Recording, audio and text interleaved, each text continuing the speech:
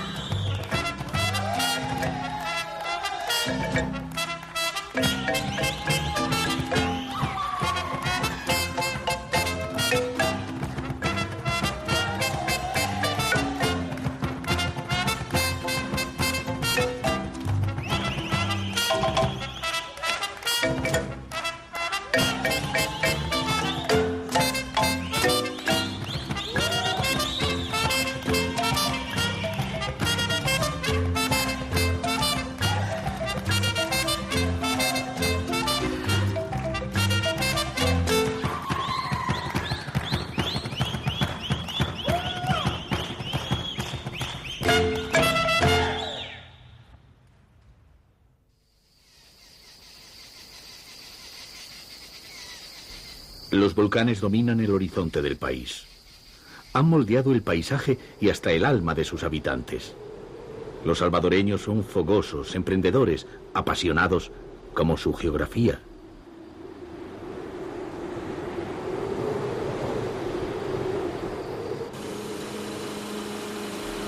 La descomunal erupción que originó el lago Ilopango en el siglo II fue también la causante de que miles de personas se viesen obligadas a emigrar a México y Guatemala. Distinta suerte corrió la Laguna de la Alegría, a la que Gabriela Mistral, poetisa chilena, llamó la Esmeralda de las Américas.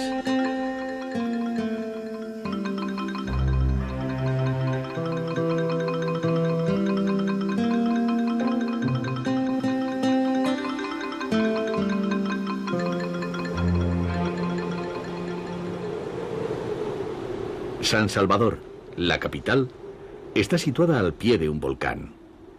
Cuando Pedro de Alvarado, asentado en Guatemala, decidió enviar a uno de sus hermanos para conquistar el territorio de los Pipiles, le dio órdenes expresas de que la primera villa que fundase llevara el nombre de San Salvador, hecho que ocurrió el 19 de abril de 1525.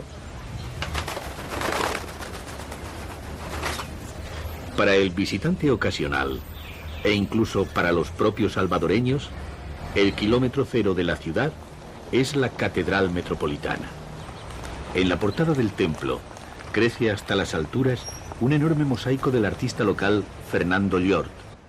Para su elaboración utilizó 2.700 azulejos pintados a mano con un estilo naif muy particular que ha creado escuela en la región.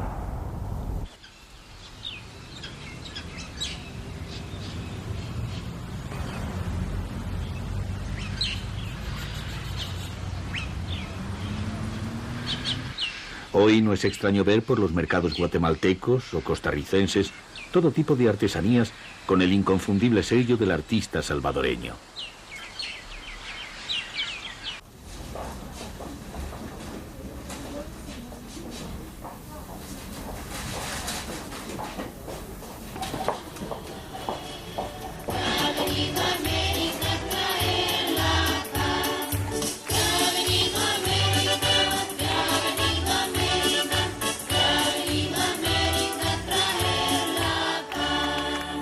Fueron casi 300 años.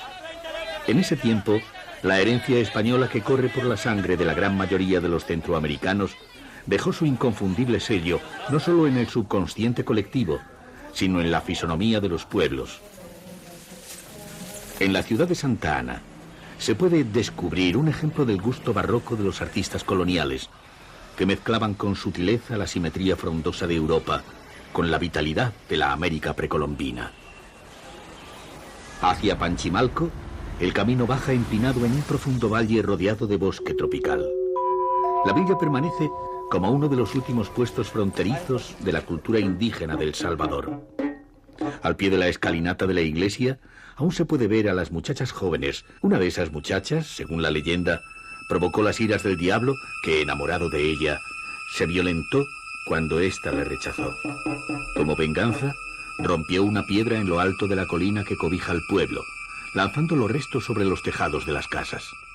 Desde entonces, dicen que el diablo vigila en las alturas a las mujeres de Panchimalco. Pero si hay un lugar en El Salvador cuya presencia transporte al visitante al siglo de oro español, ese es Suchitoto.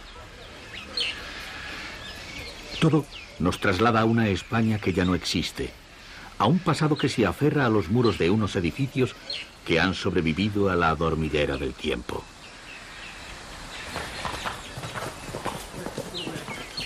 Desde Suchitoto se vigila el mundo. Como una soberbia fortaleza cuyo valor no es la distancia que domina, sino los años de otear horizontes, la población se alza controlando el lago Suchitlán. San Salvador se encuentra cerca y cada fin de semana las calles y restaurantes de Suchitoto se llenan con la visita de los capitalinos.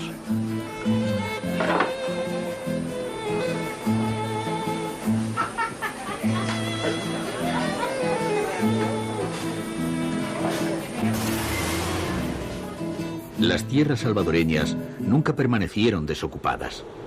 Durante siglos, la fertilidad provocada por la acción volcánica ha invitado al asentamiento y al desarrollo cultural. Hay evidencias de presencia olmeca de hasta 2000 años antes de nuestra era, y son numerosos los restos arqueológicos cuyas piedras nos hablan de los mayas como verdaderos constructores de ciudades que llegaron a albergar miles de personas. Uno de estos lugares es San Andrés, un asentamiento ocupado en distinto tiempo por olmecas, mayas y pipiles. Occidente de Honduras, sitio incluido dentro de la ruta maya.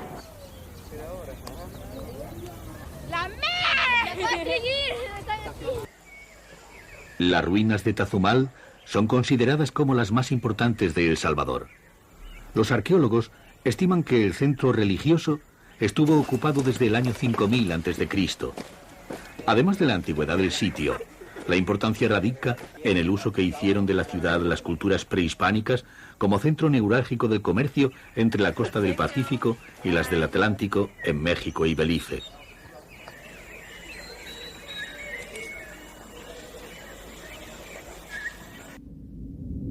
Y si las ruinas de Tazumal son las de mayor valor histórico, las que más impresionarán al viajero son las del lugar al que llaman Joya del Cerén, también conocida como la Pompeya de América.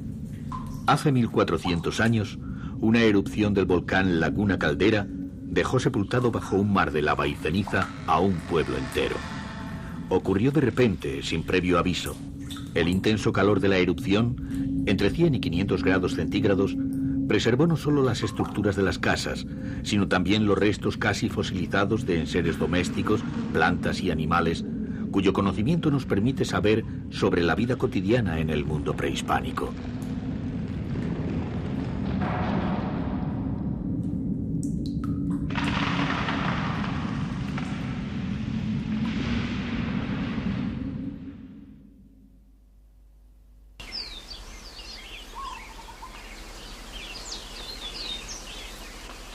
Este jardín se llama el Jardín de las Rosas y al año pasarán por aquí quizás 15-20.000 personas y es uno de los lugares más hermosos de El Salvador.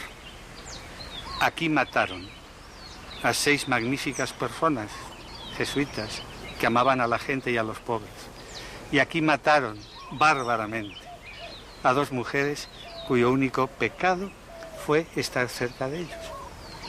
Y esa sangre que está aquí, hizo germinar rosas, que las ven más o menos, y sobre todo ha hecho germinar mucho cariño en mucha gente que viene aquí, mucha solidaridad de gente que quiere ayudar a este pueblo o a pueblos hermanos como Guatemala.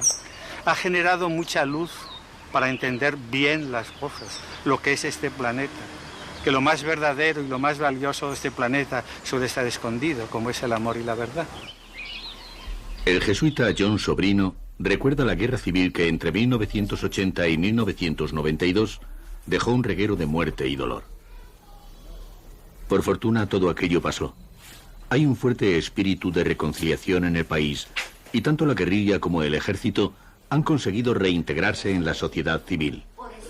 Museos como el de la Revolución en Pekín o el de Monseñor Romero, asesinado en 1980, son claros ejemplos del deseo de no olvidar la historia para evitar repetirla.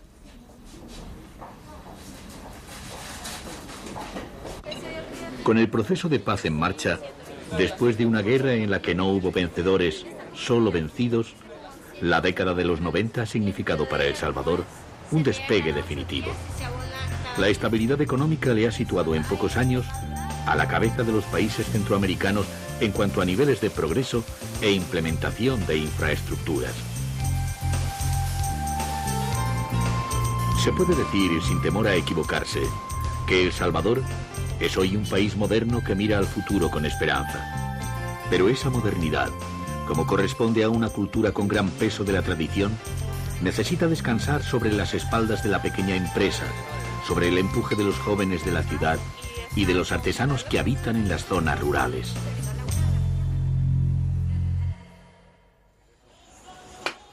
En el mercado central de San Salvador es donde confluyen las artesanías y los trabajos manufacturados que se producen por todo el país. Son trabajos realizados a conciencia por las manos sabias de hombres y mujeres que han trabajado así desde tiempo inmemorial.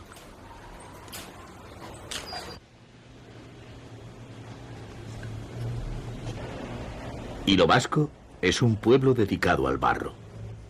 Familias enteras trabajan en la elaboración de una cerámica decorativa especializada principalmente en la miniatura.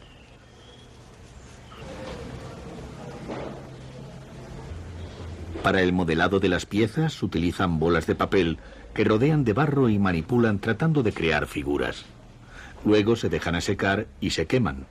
Por último, son pintadas y barnizadas, dándoles el color natural.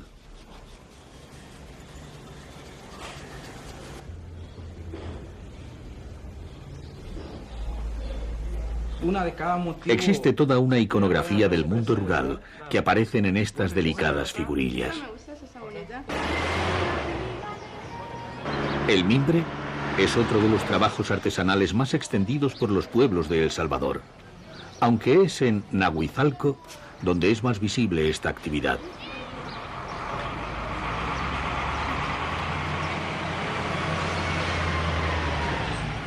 Rodeado de montañas plenas de vegetación y ríos de aguas cristalinas, se encuentra La Palma, el descanso del viajero. El silencio es roto únicamente por el golpeteo de maderas que sale desde cualquiera de los más de 100 talleres artesanales que hay en el pueblo.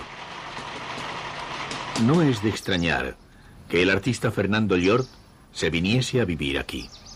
Sus cuadros, las casas y montañas que aparecen en ellos, están inspirados en La Palma. Él recogió una herencia y la devolvió con un estilo propio que se ha extendido dejando huella en los artesanos locales que trabajan ahora la madera.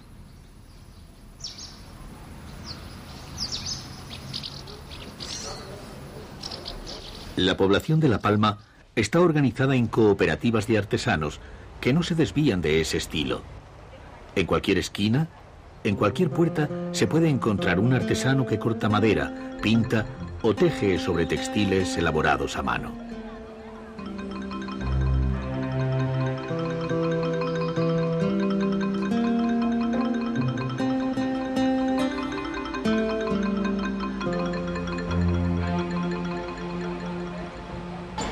Los artistas salvadoreños, desde sus lienzos y fachadas, invitan a un viaje al corazón de América.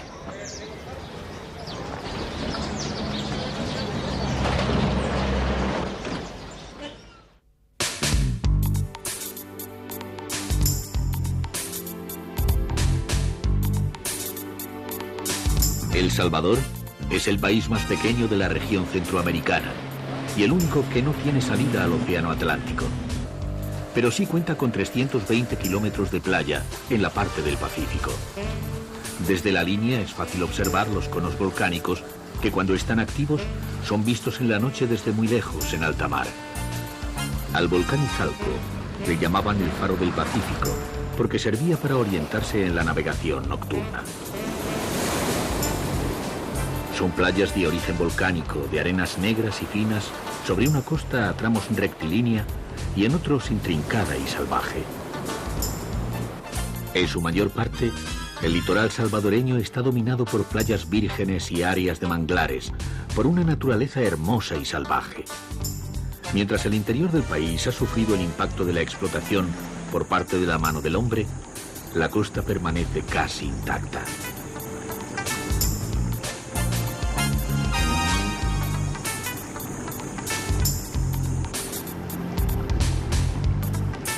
La Costa del Sol, sin embargo, es una zona turística de primer orden.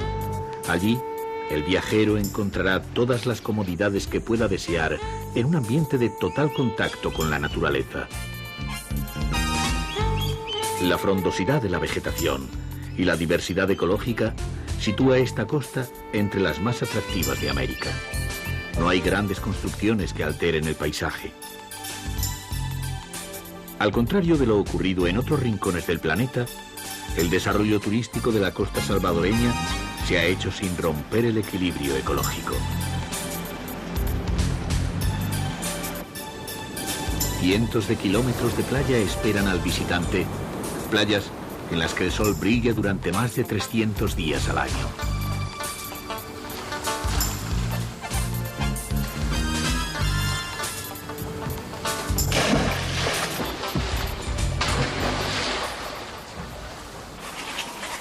En el estero de Jaltepeque se abre un camino hacia el mar que las garzas ocupan cada atardecer para acomodarse entre las ramas de los manglares. Ese es el mejor momento para alquilar una lancha y navegar junto a las aves que revolotean asustadas. Jaltepeque es uno de los paraísos naturales que jalonan la costa salvadoreña.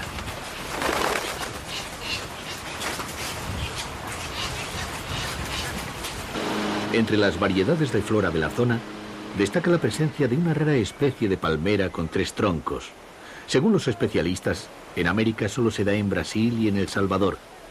Hay en torno a ella la creencia de que rodearla 3 veces da suerte. Saliendo de San Salvador, se encuentra a 45 minutos el puerto de La Libertad, un pequeño pueblo de pescadores artesanales que cada mañana regresan de alta mar después de haber pasado la noche en la brega. Son aguas cálidas pero bravas, y ello obliga a los pescadores locales a realizar complejas maniobras que les permita resguardar los botes de la furia del mar.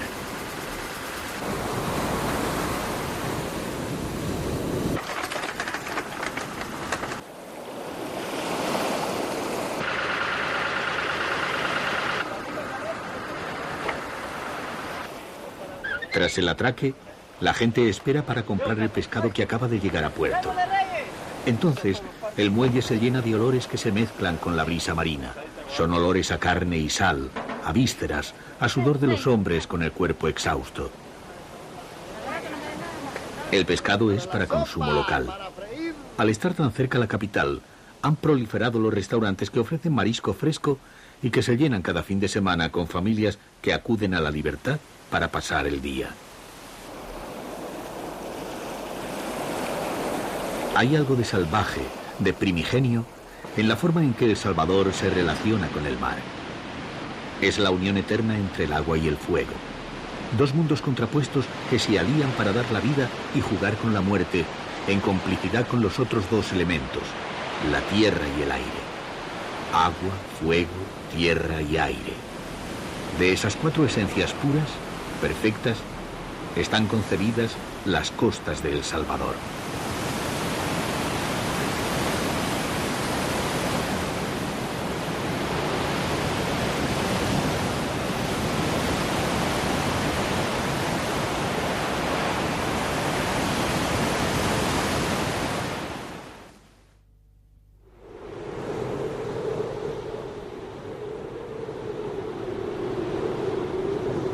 La que llaman Ruta de las Flores, al este de El Salvador, es probablemente una de las zonas más bellas del país.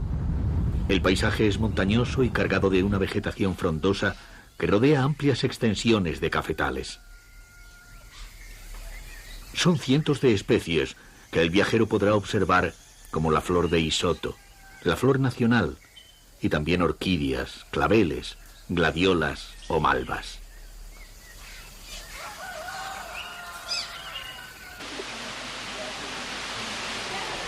A pocos kilómetros de la capital, en el viaje por la Ruta de las Flores, se encuentra Los Chorros, un balneario formado por la acción volcánica que ha jugado caprichosamente con la montaña para crear estas paradisíacas bañeras naturales. Las relajantes cascadas caen sobre 3 piscinas a distintos niveles, creando un ambiente de refrescante tranquilidad.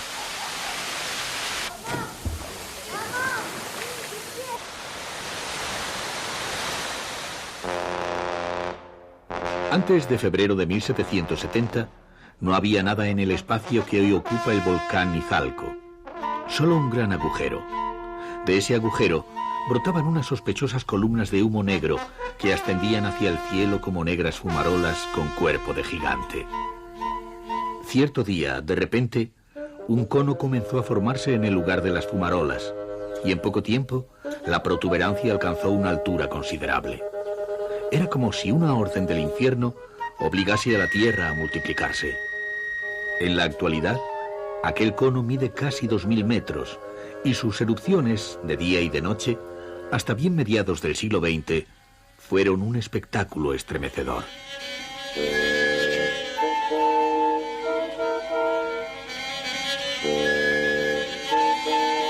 La presión demográfica ha convertido las tierras del interior de El Salvador en uno de los territorios más devastados ecológicamente de América. Es por ello que la protección de los escasos espacios naturales del país es una necesidad de primer orden. En el orquidiario de Cerro Verde se cultivan cientos de especies diferentes de orquídeas con ese propósito.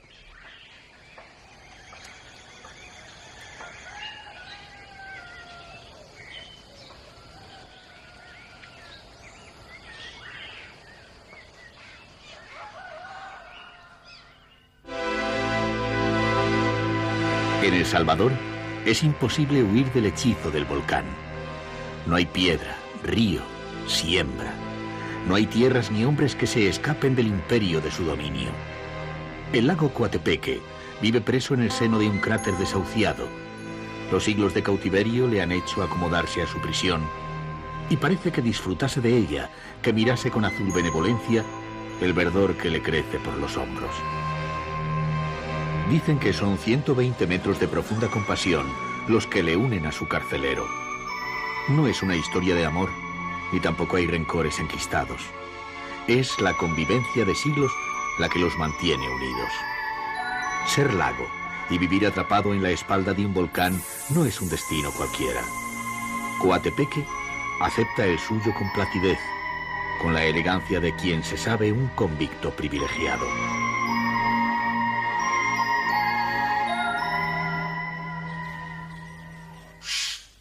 El café es la vida de El Salvador. En las zonas altas como estas de Apaneca se produce uno de los cafés más ricos del mundo. La finca Santa Cecilia es un importante centro arqueológico en el que encontraron 3 monumentos a los que llaman gordinflones. Su figura regordeta y circular no es común en la arqueología maya. Pesan unas 10 toneladas y tienen más de 2000 años de antigüedad. El lugar, en aquella época, fue un importante centro religioso al que acudían peregrinos desde todos los rincones del mundo maya. Podemos observar sus rasgos. Este es el ojo, este es el cachete o mejilla, este es la oreja izquierda, este es un arito y esta es la línea del brazo izquierdo. Viene hasta acá, tiene sus 5 dedos. Entre los cafetales de esta finca, el viajero puede disfrutar de su merecido descanso. Hola Silvia, ¿qué tal? ¿Cómo están? Según la leyenda, esta laguna, hermosa y sombría, es la consecuencia de un robo frustrado. Originalmente estaba situada mucho más lejos, hacia el oeste de El Salvador. Un brujo guatemalteco, asombrado por su belleza, quiso llevársela a su país. Para ello la sometió a un conjuro secreto y consiguió introducirla en un huevo de gallina. Comenzó a caminar y cuando ya se encontraba muy cerca de la frontera entre los dos países, se dio cuenta de que un grupo encolerizado de personas, armados de palos y machetes, le seguían corriendo. Eran los habitantes de la región a la que pertenecía el lago. El brujo echó a correr también, pero con el impulso, el huevo cayó a tierra y el lago se derramó justo donde se encuentra ahora.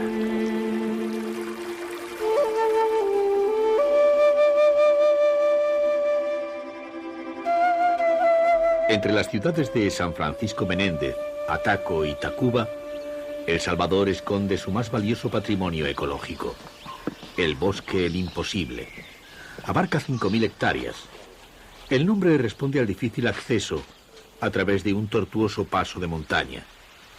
Los farallones escarpados, sus nacimientos de agua cristalina y quebradas boscosas, encierran una preciosa tierra virgen donde han hallado refugio numerosas especies de animales y plantas. La mayor parte de la vegetación del parque es original y primaria. No es fácil acceder hasta aquí, pero quien lo haga descubrirá la sensación de hacer posible lo imposible, ver de cerca uno de los últimos paraísos naturales.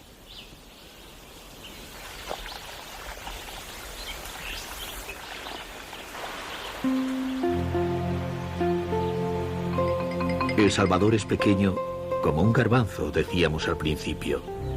Un país hecho de hombres llenos de vida, de esperanza. Un país en el corazón ardiente de América.